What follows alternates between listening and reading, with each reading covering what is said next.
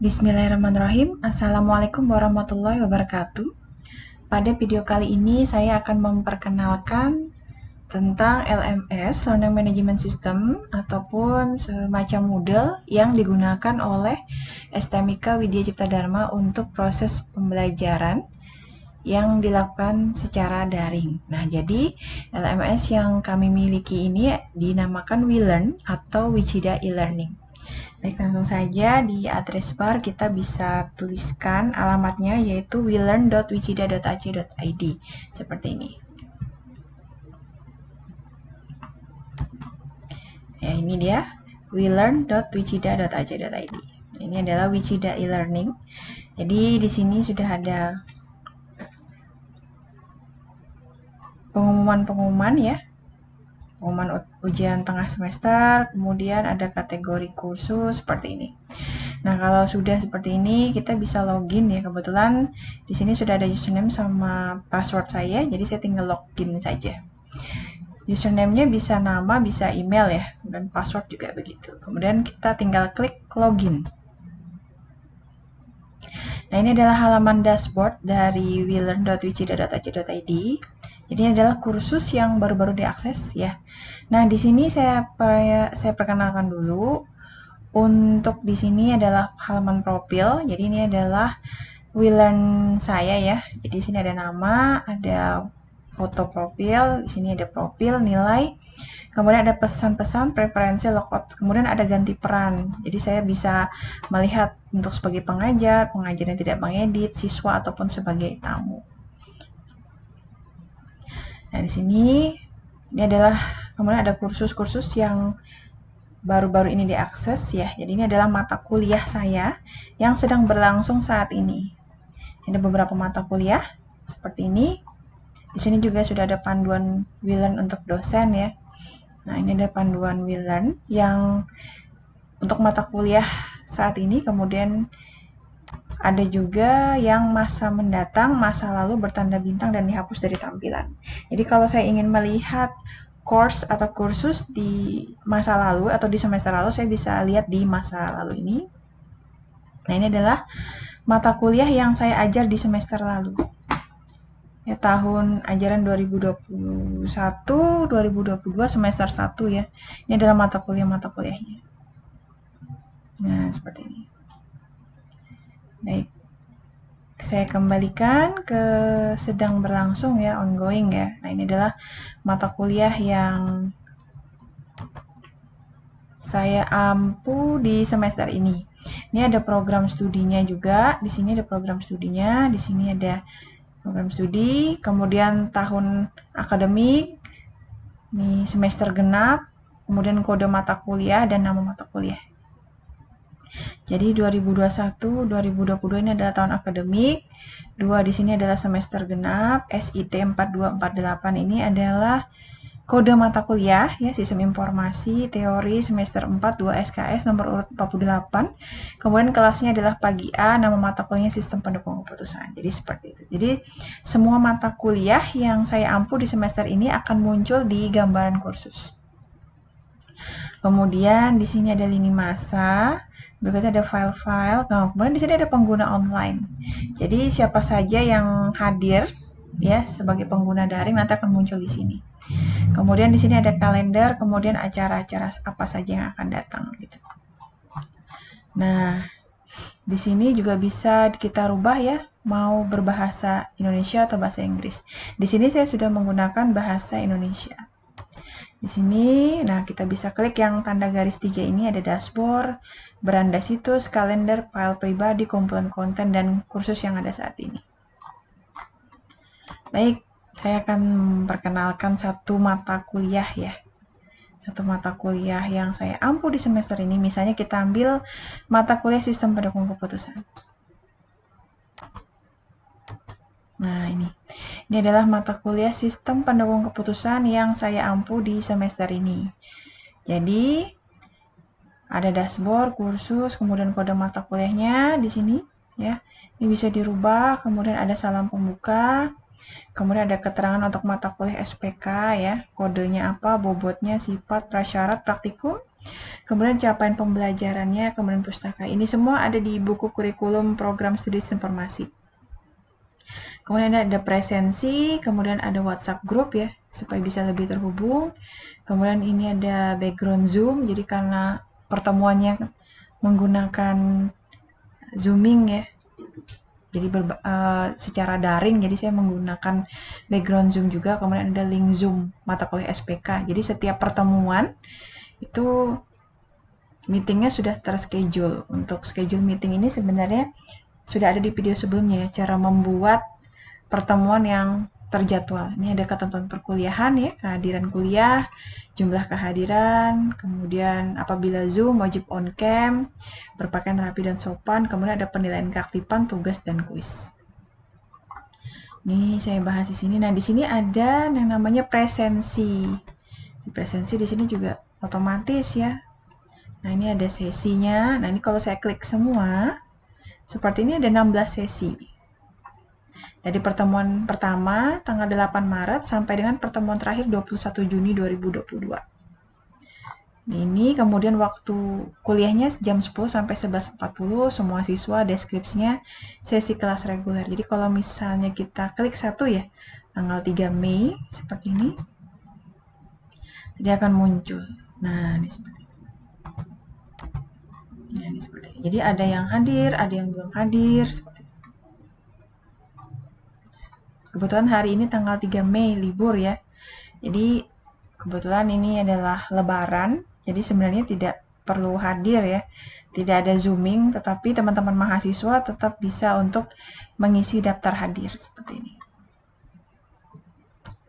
Ini sesinya ada 16 ya, pertemuan 8 dan 16 itu biasanya ujian. Untuk 8 itu adalah ujian tengah semester dan 16 ujian akhir semester. Nanti kalau misalnya ada yang mulai mengisi atau sudah mulai tanggal 10 Mei seperti itu, ini akan berubah menjadi biru di sini dan akan hijau di sini.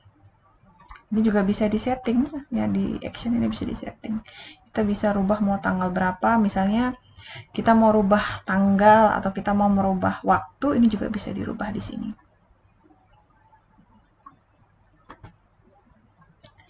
Baik, kalau ini tadi sudah presensi ya. Berikutnya di sini ada pertemuan yang pertama. Jadi misalnya pertemuan 1 konsep sistem pendukung keputusan 8 Maret 2022. Di sini ada topik feedback ya, supaya mahasiswa bisa memberikan feedback dari perkuliahan kita seperti apa gitu. Ini ada bisa edit pertanyaan ya, apakah materi kuliah dapat dipahami dan dimengerti dengan baik. Kemudian tersedia bahan ajar dalam bentuk PPT, buku atau video yang cukup memadai dalam membantu memahami materi pembelajaran, atau ada materi dan bahan ajar yang diberikan itu mudah untuk diakses. Nanti biar mahasiswa bisa melihat ya. Kemudian mahasiswa bisa mengisi feedback seperti apa. Nah, ini bisa dimasukkan ya, seperti ini video kita bisa jalankan ya. Menggunakan seperangkat sistem yang mampu memecahkan masalah secara objektif. Kata kuncinya adalah kalau di SP. Jadi kalau di sini kita bisa memasukkan video kita dari YouTube, kemudian kita buat jadi materi di sini. Nah, sebelumnya untuk memasukkan materi-materi ini kita bisa nyalakan dulu mode ubah ya. Di sini ada tombol hidupkan mode ubah, kita bisa klik di sini hidupkan mode ubah. Nah, kalau tadi kan tidak bisa dirubah-rubah. Nah, kalau ini bisa. Sudah bisa ya. Nah, dirubah. Jadi ada ubah pengaturan, pindah kanan, sembunyikan, duplikat, terapkan peranan-peranan. Kalau tadi kan misalnya matikan mode ubah gitu ya. Nah, ini tidak bisa. Tidak ada tombol untuk mengubahnya gitu. Tetapi kalau dihidupkan mode ubah, maka di sini bisa kita ubah. Jadi kita bisa muat materi dalam bentuk video, dalam bentuk PDF, kemudian kita bisa melakukan proses diskusi di forum. Nah, seperti ini. Berikan pendapatmu tentang sistem pendukung keputusan yang dapat lebih meningkatkan efektivitas pengambilan keputusan manajer daripada efisiensinya. Nah, nanti mahasiswa itu bisa memberikan feedback atau bisa memberikan jawaban, tanggapan di forum-forum ini. Nah, seperti itu dia bisa menanggapi. Jadi kita tinggal melihat. Ini namanya proses diskusi kan. Jadi selain melalui Zooming, saya juga membuka untuk forum. Bisa klik di sini. Nah, ini seperti ini. Pertemuan 1, pertemuan 2, pertemuan 3, ya 4. Kemudian di sini ada 5. Ya, kalau untuk metode di SPK saya jelaskan satu-satu ya. Seperti ini. Pertemuan 6, pertemuan 7, seperti ini. Kemudian sampai dengan di pertemuan ke-8. Nah, ini sudah ujian tengah semester. Kemudian bisa di sini ujiannya bisa berbentuk pilihan ganda, bisa uraian. Kita buka untuk ujian tengah semesternya ya. Nah, bentuk ujiannya tuh seperti ini.